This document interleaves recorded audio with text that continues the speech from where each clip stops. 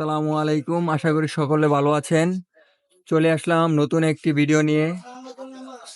আজকের ভিডিও টপিকটি আপনারা video title দেখে অবশ্যই বুঝতে পেরেছেন যে কি নিয়ে আজকের ভিডিওটি হবে। তো আজকে আমরা ডিগ্রি পাস অ্যাপ্লাই কিভাবে করতে হয় তা শিখব। তাহলে শুরু করা যাক। প্রথমে আমরা ডিগ্রি পাস আবেদনের জন্য যে কোনো একটি ব্রাউজারে চলে যাব। আমি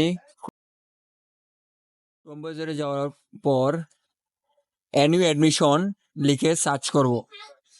অ্যানিউ অ্যাডমিশন প্রথম লিঙ্কটিতে ক্লিক করব। প্রথম লিঙ্কটিতে ক্লিক করলে প্রেস করলে ন্যাশনাল ইউনিভার্সিটির অফিসিয়াল ওয়েবসাইটটিতে নিয়ে আসবে। তো এখানে আমরা আসলে এখানে দেখতে পারবো ডিগ্রি পাস, এখানে ক্লিক করব। ক্লিক করার পর অ্যাপ্লাই নাও প্রেস করব। কিছুক্ষণ অপেক্ষা করার পর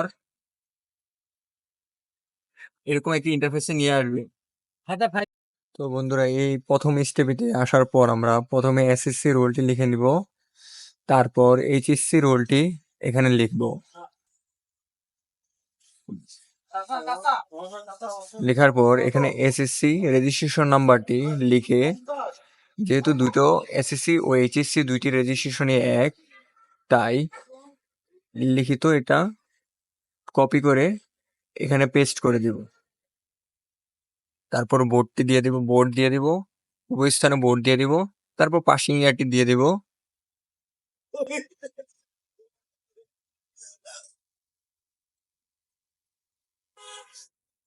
তারপর এখানেও পাসিং ইয়ারটি দিয়ে দিব।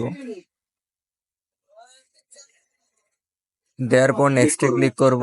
দেখবেন আপনি আপনার নেক্সটে ক্লিক করার পর আপনি সেকেন্ড স্টেপে চলে আসবেন। সেকেন্ড স্টেপটিতে আপনার সকল ইনফরমেশনগুলো দেখাবে।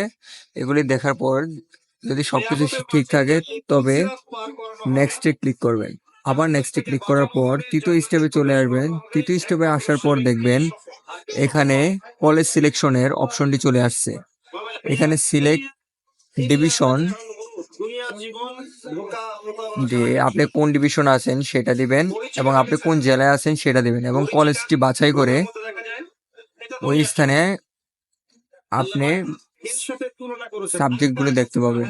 আবেদন করতে চান তবে আপনি তিনটিতেই সিলেক্ট করুন। সিলেক্ট করার পর ওটা নেই তো আমরা নেক্সটে ক্লিক করব। নেক্সটে ক্লিক করার পর প্রথম ধাপে আমরা এখানে দেখব upload your photo, recent photo. আপনি এখানে আপনার ফটোটি আপলোড করতে হবে। আপলোড করার জন্য আপনাকে শর্ত দেওয়া হয়েছে allowed size, format and resolution. Height হবে 150 পিক্সেল, ওয়াইড হবে 120 50 কেবি, উপরে হবে না।